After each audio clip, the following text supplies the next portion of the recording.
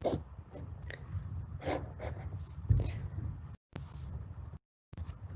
tarda. Benvinguts i benvingudes a la segona de les conferències en línia de la 5a edició del cicle Síntesis Arquitectòniques que organitzem des de la demarcació de Girona del Col·legi d'Arquitectes de Catalunya. El cicle pretén apropar a la ciutadania els treballs d'investigació de diversos professionals amb la presentació de les seves tesis doctorals basades en temàtiques on l'arquitectura és la protagonista. En l'edició virtual d'enguany, tindrem el plaer de comptar amb 3 doctors arquitectes illencs, originaris de les Balears i de les Canàries. Tots 3 han estudiat profundament els seus territoris que ens presenten des de l'arquitectura vinculada al turisme, des de les seves infraestructures, però també des del seu paisatge. Dijous passat, Antoni Vidal ens va parlar del Port de Maó. Avui, Rocío Narbona ens presenta la tesi Cartografía operativa para el proyecto de paisaje turístico de Canàries i tancarà el cicle Maria Sebastián amb la tesi La construcció turística a les Illes Balears, arquitectura, urbanisme i fotografia, que serà el proper dijous 16 de juliol. Rocío Narbona és doctora arquitecta per la Universitat de les Palmes de Gran Canària. Com a investigadora, ha participat en el projecte Paisajes inacabados, identificaciones y acciones compartidas en el espacio turístico limítrofe i ha publicat diversos articles centrats en el projecte del paisatge turístic. Va començar la seva activitat professional l'any 2008 a la segona Bienal d'Arquitectura, Arte i Paisatge a Canàries. Entre el 2009 i el 2015 va col·laborar a l'estudi Romera i Ruiz Arquitectos de les Palmes i des del 2010 ha treballat amb l'Observatorio de Paisaje de Canàries en diversos projectes d'exposicions i esdeveniments culturals. El 2019 va ser codirectora del Congrés Internacional Invasión o Recurso, Paisaje, Turismo y Sostenibilidad, el turismo de masas en la construcción y desarrollo del territorio, que es va celebrar a la Laguna, on justament vam poder coincidir. I actualment combina la pràctica professional amb la docència a Berlín, on col·labora amb l'estudi Maske an Suren Architekten i és professor assistent a la Brandenburgische Technische Universität Cottbus-Senftenberg en l'assignatura de Projectes i Ciències de l'Edificació. Muchas gracias, Rocío, por aceptar esta invitación. Us deixem amb la tesis Cartografía operativa para el proyecto de paisaje turístico de Canàries i, si us sembla bé, al final de l'acte podeu fer les preguntes que creieu a través del xat i donarem pas a les respostes per part de la Rocío. Doncs, Rocío, cuando tú quieras. Adelante. Muchas gracias. Gracias por esta presentación y gracias por la invitación a ti, al Colegio de Arquitectos de Girona. Gracias también, Francesc, por toda la ayuda.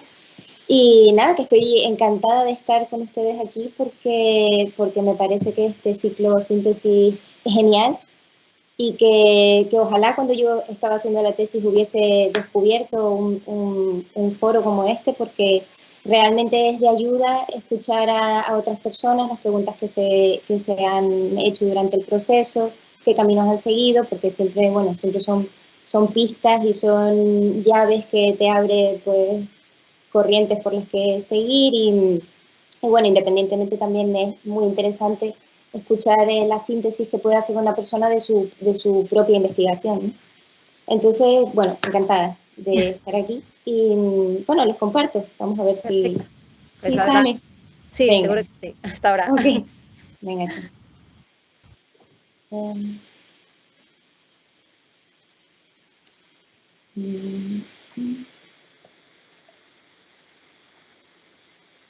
¿se ve, no? ¿Se ve y se oye? Bien. Bueno, pues la tesis fue leída en el año 2017 dentro de un programa de doctorado que era dedicado a turismo, un programa de desarrollo integral e innovación de destinos turísticos. Entonces, bueno, en principio estaba claro que la tesis tenía que ser dedicada al turismo. El filtro específico del paisaje surge porque, como has adelantado en la presentación, mi primera experiencia profesional es en la segunda Bienal de Canarias de Arquitectura, Arte y Paisaje. Entonces es la primera vez que me enfrento directamente a este concepto de paisaje como manera de entender la realidad que vemos como una construcción mental a partir de la interpretación de los diferentes elementos que somos capaces de ver o que somos capaces de percibir en la realidad en la que nos encontramos, ¿no? Entonces, bueno, mi director de tesis, que fue casualmente el director de la Bienal, Juan Mapaler, me dice, lo tienes clarísimo, lo tuyo es paisaje turístico. Y bueno, claro, no estaba, porque dicho así, pues cuesta pensar cómo atacar el tema, ¿no? Y entonces justamente en un texto que se publicó durante la Bienal, hay un artículo de una historiadora donde aparecen unas fotografías. Pues son la fotografía que hemos visto en el cartel, esa no pertenecía al texto, pero es ese grupo. Aparecen unas 10 o 12 fotografías que me dan el argumento de arranque para la tesis, ¿no? Porque, bueno, como habrán leído en el resumen, estas fotografías surgen porque en 1941 la Delegación de Prensa y Propaganda del régimen de Franco envía a un fotógrafo a Canarias, Augusto Valmillana, a que haga un barrido por todas las islas para retratar los aspectos estratégicos que pueden ser susceptibles a un futuro de desarrollo turístico. Entonces, claro, esto sucede, pues si es en el 41, unos 18 o 20 años antes de que definitivamente despegue la actividad del turismo de masas y por lo tanto, esta colección es muy emocionante encontrarla porque podríamos decir que justo se está fraguando en este momento, ¿no? Son como unas imágenes cargadas de energía porque es el grado, digamos, el grado cero, donde arrancará la gran transformación socioeconómica y territorial de Canarias, ¿no? La mayor sin precedentes. Entonces, bueno, vamos en busca de estas imágenes y entonces llegamos hasta el Archivo General de la Administración, en Alcalá de Henares, donde estaban custodiadas estas imágenes y no solo aparecen 10, sino que 1.700 fotos son las que habían en los archivos. Y bueno, se reúnen todas en una serie de álbumes, concretamente en 12 álbumes, con un sello que decía Exposición Islas Canarias y con un título escrito a mano. En 7 de esos álbumes estaba la palabra turismo escrita y en los restantes lo que podríamos decir que son pues activos turísticos, ¿no? Como pueden ser artesanía o arquitectura o tipos y costumbres, pues en sintonía con el regionalismo que se llevaba en esa época, ¿no? Como acción de propaganda y de publicidad, ¿no?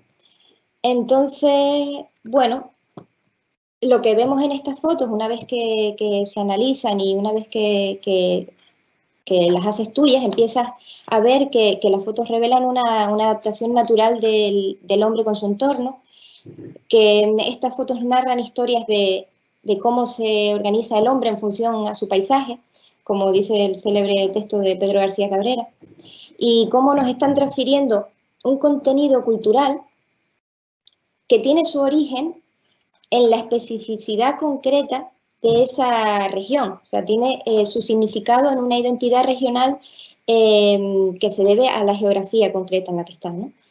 Entonces, bueno, empiezo a entender un poco cómo se puede enfocar, de qué manera pueden ser las fotos el arranque de la tesis, y empiezo a entender que el concepto si el concepto de paisaje se articula en torno a estos significados culturales que se desprenden de las imágenes, ¿cuáles de estos significados eran previos al turismo de masa?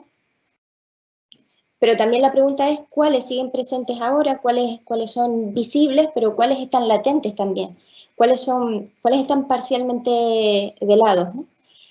Y sobre todo la pregunta para nosotros como arquitectos era cuáles de estos activos los puedo procesar yo como parte o como herramientas del proyecto del paisaje, ¿no? Entonces, bueno, una parte de la investigación consistió en comprender cuál había sido la evolución de estos núcleos y por qué, de estos núcleos turísticos, qué había pasado entre esas fotografías y la imagen actual, ¿no? Qué proceso se ha seguido para tener la actual figura del territorio. Entonces, enseguida se vieron fuimos analizando una serie de contradicciones que son las responsables de que en parte nos sintamos siempre de alguna manera excluidos de estos núcleos turísticos, ¿no? Sobre todo cuando son núcleos turísticos compactos, ¿no? Y la primera de estas contradicciones fue la estructura territorial de estos núcleos turísticos, ¿no? Porque el paisaje antropizado anterior al turismo de masas pues era fundamentalmente agrícola.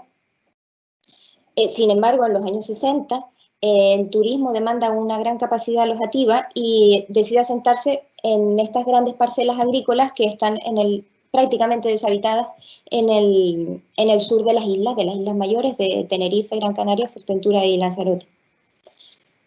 Entonces la transformación es veloz, como ustedes saben, porque también lo habrán experimentado. Se veía un poco también en la ponencia de Tony el otro día, cuando hablaba, más o menos eran las mismas fechas. Pues el Estado lo propició con todo tipo de figuras como la ley de zonas y centros de interés turístico nacional, o como los planes especiales de finalidad turística, ¿no? Donde se pasaba directamente del suelo rústico a urbanizable, pues siempre que se justificara que era para promover un núcleo vacacional. Este, por ejemplo, fue el primer ejemplo que hubo en Tenerife de este centro de interés turístico, que es el caso de los gigantes en el sur de Tenerife. Entonces, bueno, esto en menos de 2 décadas, pues pasamos de un monocultivo agrario a otro monocultivo turístico, y todo esto pues sin sedimento urbano, sin pozos, sin reflexión, sin superposición. Y como resultado, entonces, pues lo que vemos muy claro en la imagen de Maspalomas de la derecha, ¿no? Pues un urbanismo inconexo a base de promociones recinto, que son como burbujas, que se van expandiendo a lo largo del litoral con una membrana que no permite que haya intercambio con el territorio, con las otras agrupaciones, ni con las personas que lo habitan. Entonces, bueno, al final esto lleva a la segunda contradicción que veníamos diciendo del espacio turístico, que es que el resultado es un espacio libre pues un poco marginal y deficiente en muchos casos. Es lo que estamos viendo lamentablemente también en esta pandemia, ¿no? Que el espacio público de calidad pues es más necesario que nunca, y que el espacio habitacional a veces se hace bastante mínimo y es necesario pues un uso holgado y flexible del espacio público. En los núcleos turísticos esto no pasa, porque en la mayoría de los casos pues es un resultado un poco sobrante de la planificación y no es el germen, no es el origen a partir del cual se desarrolla el proyecto.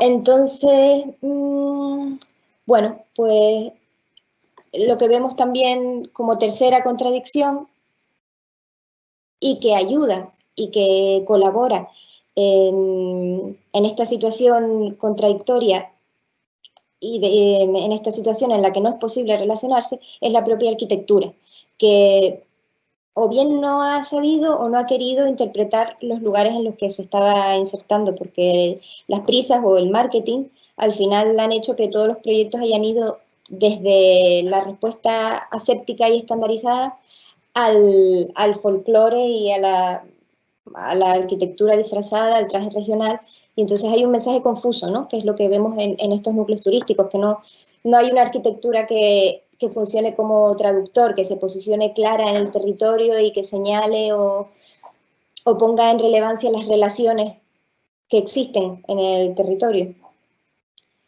Y es una pena porque muchas de estas arquitecturas realmente nacieron aisladas y en un territorio que estaba sin marcar y que fueron oportunidad para, pues para articularse un poco mejor con el entorno, ¿no?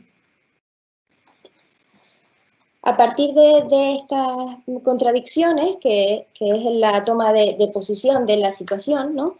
Es cuando entendemos o cuando empezamos a entender que hay otra manera de posicionarse y de dialogar con el territorio, y que esto pasa por 2 acciones. La primera, atender al paisaje propio, a las dinámicas que existen en estos territorios específicos y, por otra parte, buscando siempre una conectividad, una cohesión entre las distintas escalas y entre las distintas dimensiones. Y esto será muy importante para el desarrollo de la tesis, porque a partir de estas premisas de partir del territorio y de conectarse es cuando se empieza a pensar en que el paisaje turístico puede funcionar como una cartografía a base de capas superpuestas.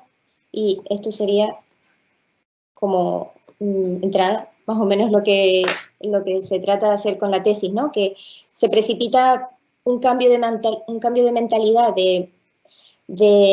para mí en este momento, el espacio turístico, en este caso representado con la isla de Tenerife. No sé, el territorio turístico no se puede, el paisaje turístico no se puede circunscribir solo al territorio turístico, que es lo que vemos en esta imagen del mapa, lo que son hoteles, playas y resorts, núcleo en sí, sino que se leería algo más así, pues en este sentido una cartografía que contiene los elementos esenciales de cada lugar.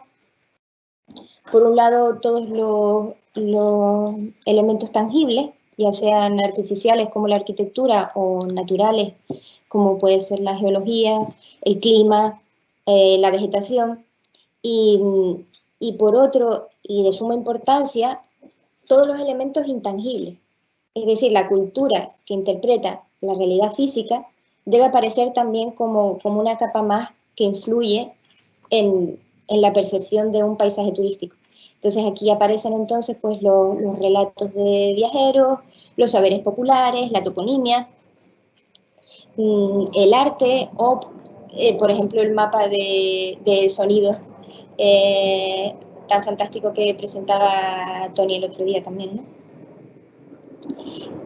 Pues esto, la cartografía del paisaje turístico va tomando forma de cartografía mental que quiere ir más allá del análisis y que opera como un dispositivo que nos sirve para mirar, un dispositivo de la mirada que nos ayuda a tener las herramientas para proyectar. Bueno, y esto fue el desarrollo. El desarrollo de la tesis entonces se basa en describir o definir el carácter de estos elementos que componen la cartografía. El primero de estos elementos, bueno, son tres, los cuento un poco brevemente, son tres los que en tres grandes grupos en los que he reunido la información que se ha investigado. El primero de los grupos es el itinerario. Y el itinerario entendido como una experiencia de conocimiento, como un querer aprender todo sobre un sitio. Y entonces, porque decimos que en el acto de atravesar un espacio se da una transformación, un consenso entre el territorio físico que atravesamos y la idea o el significado que ese lugar adquiere después de atravesarlo. Entonces, esta primera capa de itinerario lo forma testimonios de viajeros que vinieron a Canarias desde finales del siglo XVIII a principios del siglo XX. Los itinerarios empiezan en Humboldt por una serie de cuestiones y por su vinculación con con la definición actual del paisaje, y el último de los itinerarios que cierra es Valmillana. Entonces, lo interesante de estos itinerarios fue que fueron hechos por naturalistas, por botánicos, por geólogos, sobre todo franceses y alemanes, que vinieron a Canarias, recorrieron, descubrieron, y todo ese conocimiento lo registraron en forma de publicaciones, de libros, y es donde se arrojan las primeras definiciones científicas de Canarias. Por ejemplo, el libro de MacGregor, que es un libro de 1831 que encontré precisamente aquí en la Biblioteca Nacional de Berlín, en los fondos antiguos, pues es donde aparece por primera vez diferenciadas las distintas regiones, enumeradas y distinguidas las distintas regiones de la isla de Tenerife y las diferencias de carácter que tenían cada una de ellas vinculadas y relacionadas con un montón de temas distintos, ¿no?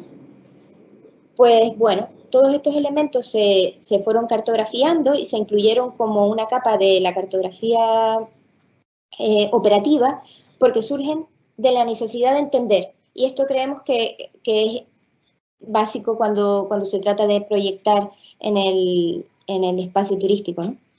La necesidad de entender, de querer implicarse.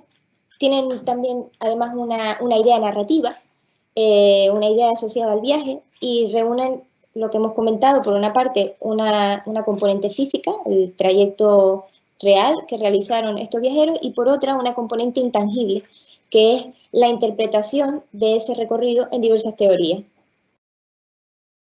Entonces, bueno, el resultado de estos itinerarios es dar un significado renovado a un lugar real, donde pueden darse coexistencias de diferentes momentos, ¿no?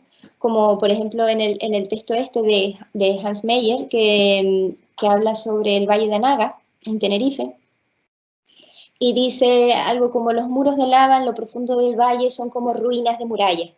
Entonces, bueno, estas murallas nos retrotraen a otros tiempos, ¿no? De piratas, de misterio, pero lo importante aquí es que él está describiendo el carácter del lugar, y no solo desde lo que él ve, sino desde lo que él siente.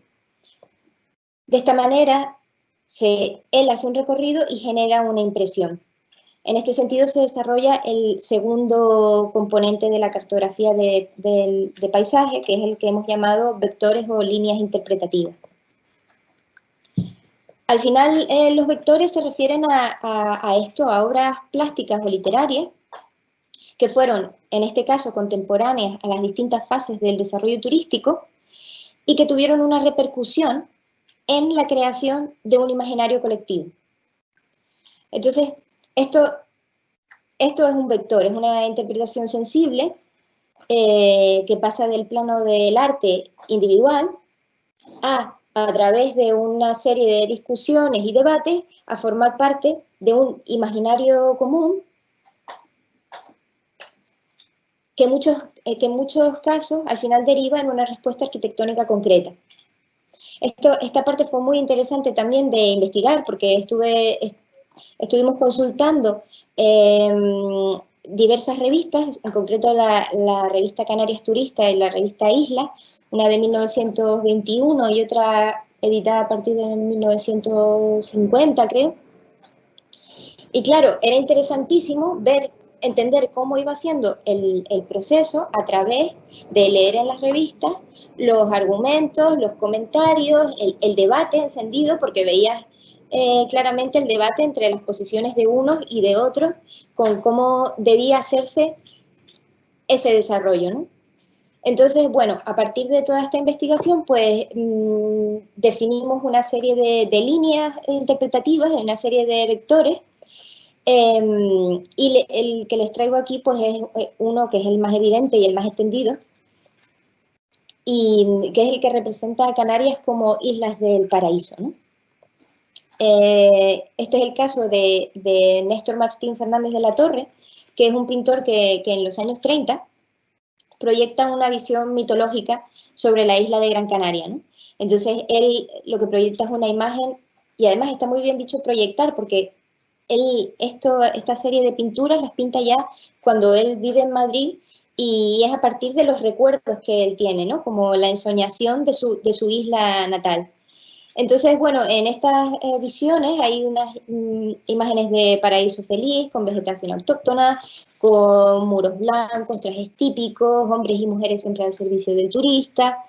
Bueno, pues todo ello con elementos claves para la inminente promoción turística, ¿no? Pues entonces, gracias a una labor divulgativa que, como hemos comentado, durante esa época, con todo el debate que hubo al respecto, pues su hermano, que era arquitecto, Miguel Martín Fernández de la Torre, pues lo que hace es trasladar sus dibujos a la arquitectura. Y bueno, al final estas visiones se acabarán cristalizando en el estilo canario, pues al final muy extendido y utilizado como apuesta segura, y no solo para el turismo, sino como paisaje urbano. Entonces, bueno, lo que quiere concluir aquí este tema del vector es la potencia que tienen estas líneas interpretativas, ¿no? Como una interpretación sensible va generando cultura y después esa cultura genera territorio. Entonces, bueno, esto se ve clarísimo también en el caso de Lanzarote, que los que hayan estado, pues seguramente lo comprenderán perfectamente. César Manrique, en los años 30, 40 años después de lo de Néstor, opera de la misma manera en Lanzarote, ¿no? Porque Lanzarote, claro, en los años 60 era un territorio pues desolado, árido, con unas condiciones durísimas de constante esfuerzo humano, y entonces César Manrique lo que busca es la manera de cómo sacar rendimiento económico a esa situación, y lo hace porque entiende que la naturaleza volcánica de la isla es un valor a proteger y que es una identidad que se debe visibilizar, ¿no? Y entonces él consigue transformar esa transformación que va del in visu al in situ, de su interpretación personal a una respuesta arquitectónica en el territorio. Entonces, bueno, dejando al margen lo legítimo que puede ser intervenir en algunos de estos lugares tan frágiles, lo que sí hizo fue contar muy bien el paisaje de Lanzarote a través de estas intervenciones, ¿no? Donde cada intervención es un relato de cómo el lanzaroteño se relaciona con su paisaje. Entonces él escoge muy bien estos lugares de la isla e interviene con coherencia, formando una red de lugares que, al superponerlos a la cartografía real de Lanzarote, eleva la isla a una dimensión insólita y a una dimensión inédita de sí misma, ¿no? El último de las capas que decimos que intervienen en esta cartografía es pues, la arquitectura, el proyecto de arquitectura turística, ¿no? Funcionan en esta cartografía, podríamos decir, como estrellas, porque decimos que el proyecto de arquitectura es el encargado, es el que debe irradiar esas relaciones que son capaces de conectar las relaciones que existen en el territorio, ¿no? Los elementos. Y es decir, que los lugares son espacios que están cargados de situaciones y de significados que nos ayudan a leer ese territorio, ¿no? Y siempre y cuando preserven como una gramática del espacio. Los lugares crean paisaje cuando recogen de alguna manera cómo se habita en ese territorio y aseguran la continuidad áptica.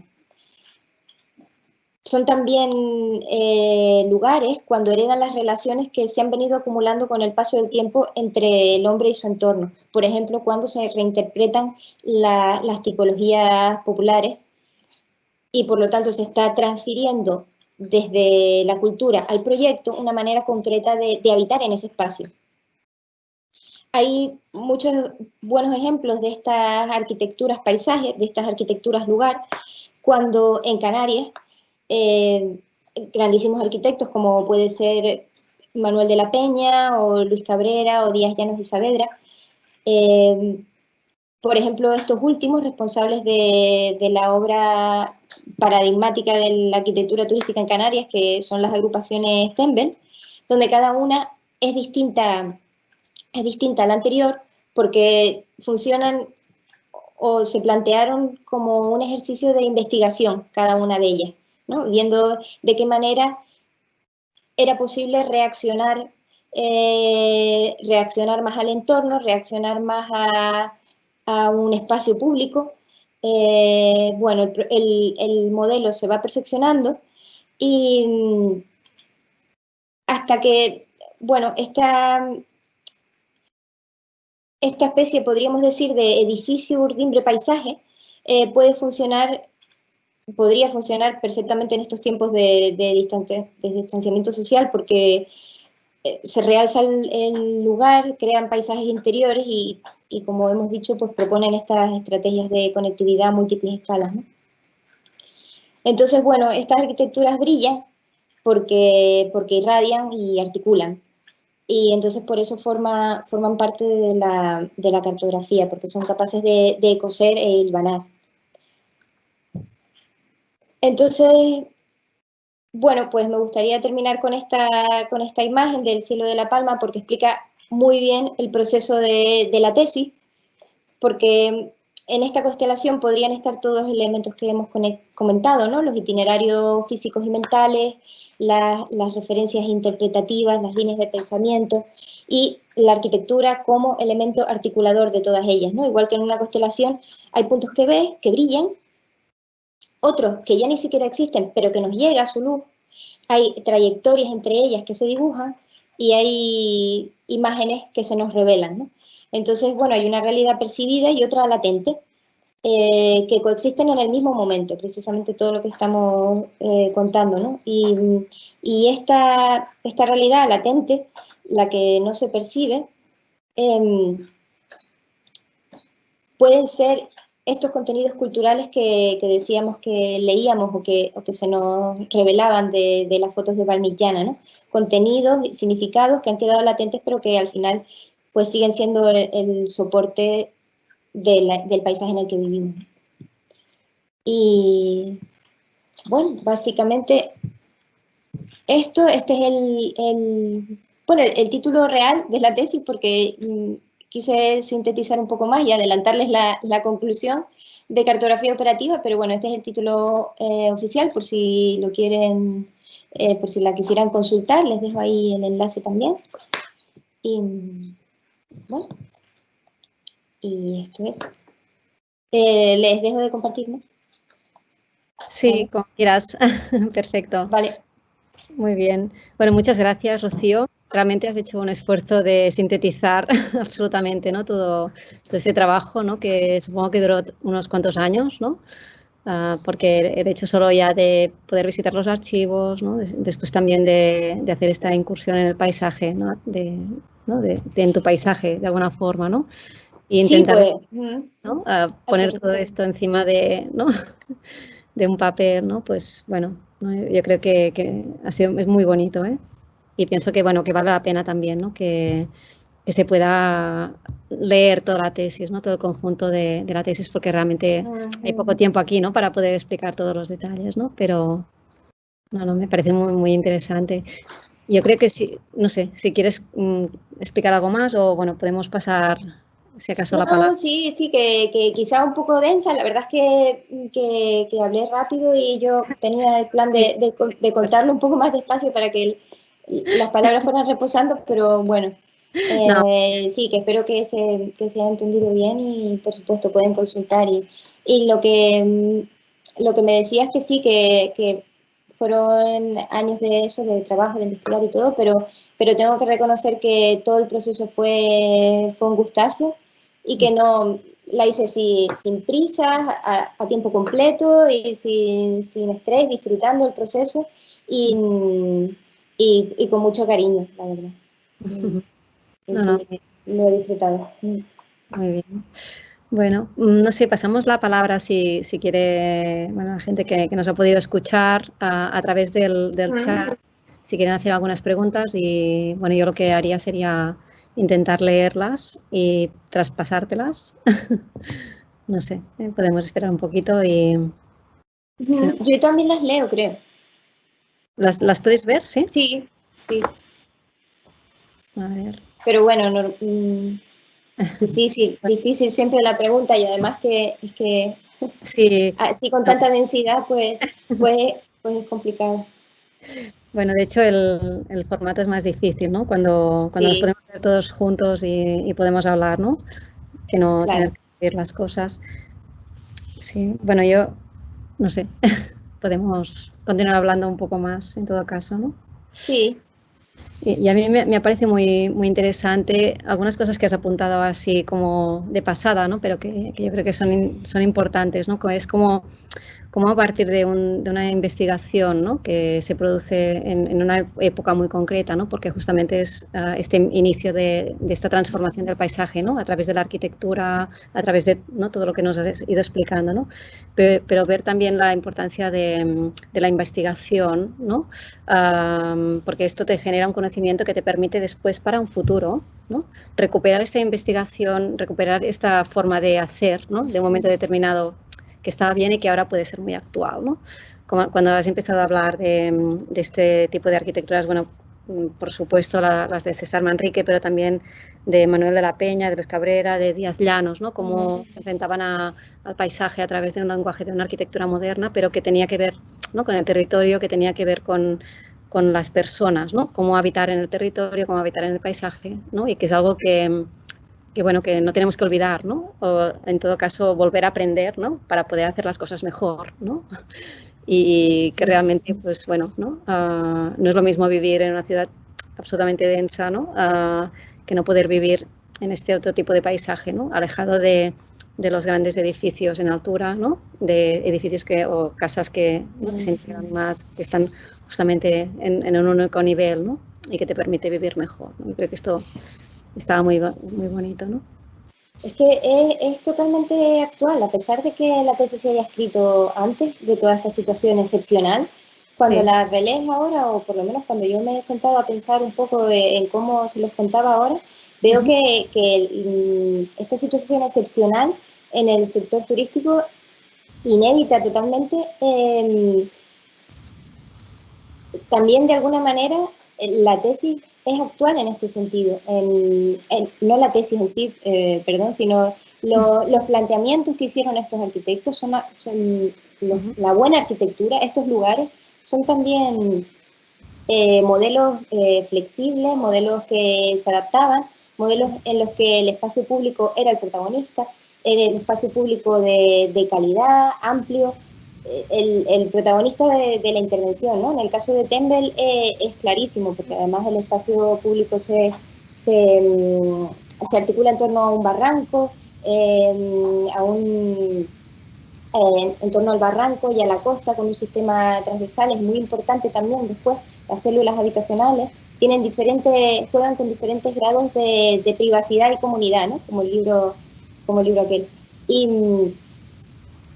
Y entonces eso es muy importante porque no solo es tu espacio del hotel y la playa, que es lo que sucede actualmente, sino que hay un conjunto de degradaciones entre la célula y el espacio público de patios, terrazas, secuencias, galerías. Pues al final lo que consigues es que puedes disfrutar del lugar sin sentirte aislado, ¿no?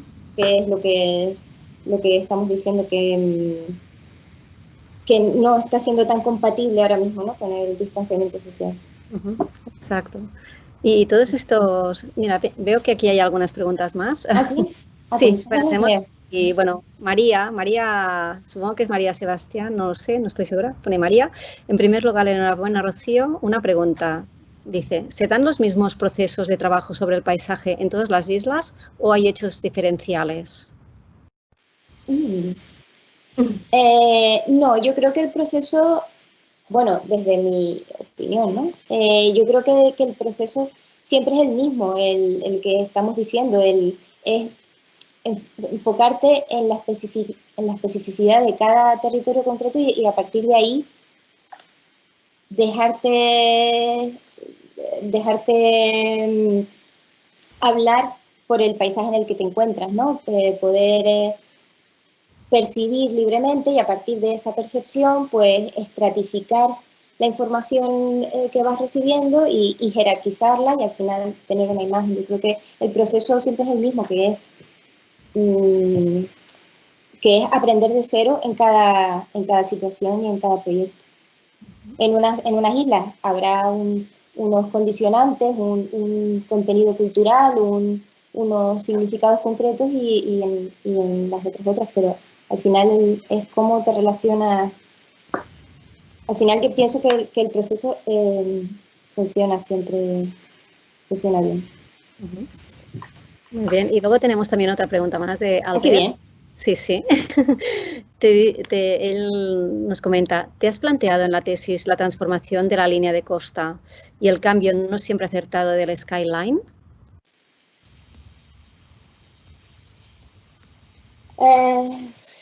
Bueno, eso no me lo he planteado en la tesis, eso me lo planteo de siempre. La línea de costa, por supuesto que se debe respetar y que deberíamos situarnos todos en una cota media y todo lo demás dejarlo libre, densificar y liberar espacio.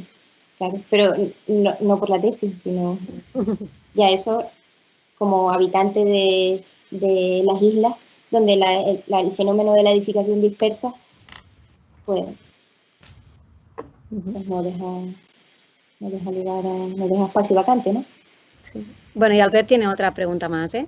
Dice, ¿has realizado el estudio particular de la tipología edificatoria que se ha desarrollado según el tipo de terreno sobre el que se asientan? No, se refiere a, Albert, ¿te refieres a geológicamente o cómo?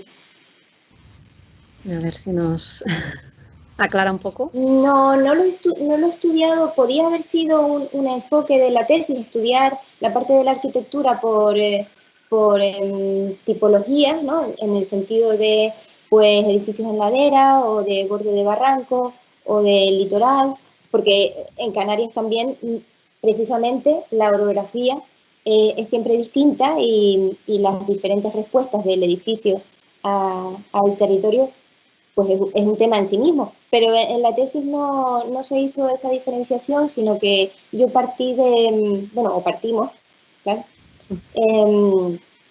Partimos intentamos no hacer ese tipo de categorías y que fueran unas categorías más, digamos, perceptivas, pero no perceptivas, sino en cuanto a cómo reacciona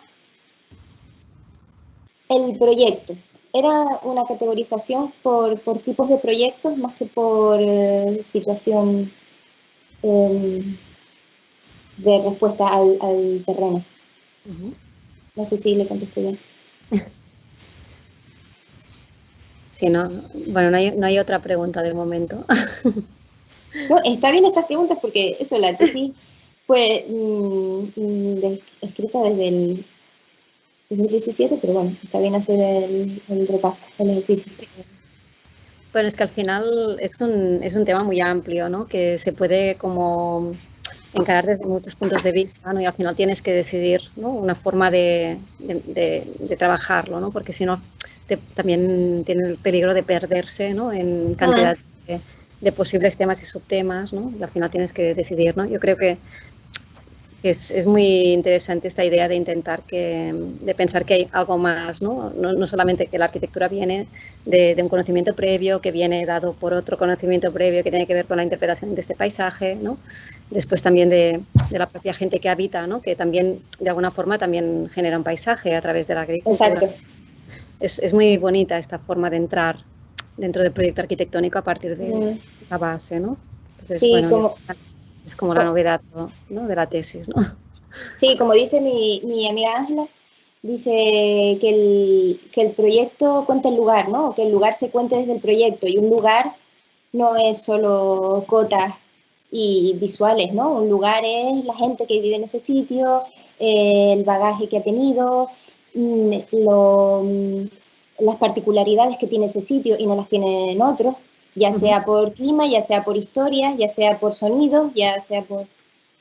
Pues, son herramientas y están ahí, ¿no? Sí. Bueno, al final es lo que uno percibe, ¿no? Cuando habita la arquitectura, ¿no? Es toda esta suma de cosas, ¿no? No solamente el espacio en sí, sino, ¿no? Todo lo que viene antes y lo que viene después, ¿no? No, está muy bien, muy bonito. Muy bien. Bueno, no sé, yo no veo ninguna otra pregunta por aquí, por el momento. Bueno, pienso que podemos podemos ir cerrando el acto. Yo creo que está muy bien explicado y sobre todo, bueno, esto, ¿no? Digamos, siempre hay esta posibilidad de volver a recuperar esta presentación, de volver, ¿no? E indagar en tu documento, ¿no? Que seguramente, no sé si estaba formado por un volumen o por más, cómo era físicamente tu tesis, ¿no? Era un volumen y muy compacto. Y Ujú. muy compacto, hasta los márgenes, intentando, sí, como tener el control del Sí. documento, pero sí, que está en PDF y la pueden consultar cuando quieran, y sobre todo los anexos también, que están las imágenes de este fotógrafo, de Valmigiana, y también una parte de la investigación, que es que, como tú dices, en el proceso investigas tantas cosas y profundizas tanto que, por ejemplo, también me dediqué a consultar la hemeroteca de todo ese tiempo para ver las declaraciones que le hacía a la prensa, pues las entrevistas que hacía, y todo esto pues también está recogido como anexos en la tesis, y bueno, y ahí está, y si a alguien le interesa el tema, pues fantástico. Pues, Muy bien. me No, alegraría mucho. sí, esperemos que haya sido como inspirador o inspiradora para siguientes tesis que se puedan realizar, ¿no? Qué bien, bueno, Pues muy muy bien. bien. Bueno, pues muchísimas gracias. Bueno, gracias a ustedes. Sí, nos veremos, espero en la próxima, el día 16, con Claro, María. el 16 puntuales. Sí. Claro Y que ya sí. habremos hecho un viaje un poco a través de las islas, ¿no? Que yo pienso que bueno, ha sido esta oportunidad también que nos ha dado esta situación, ¿no? De poder, que estés tú en Berlín, pero en cambio, ¿no? Nos estés presentando tu tesis de Canarias y que hayamos Sí. tenido esta oportunidad también, de podernos, ¿no? Como reencontrar todos juntos aquí. Pues sí, muchísimas gracias otra vez. Pues Sí. muchas gracias por todo. Hasta la próxima. Bueno, hasta pronto. Chao. Que vaya muy bien. Gràcies a tothom per haver assistit. Bona tarda.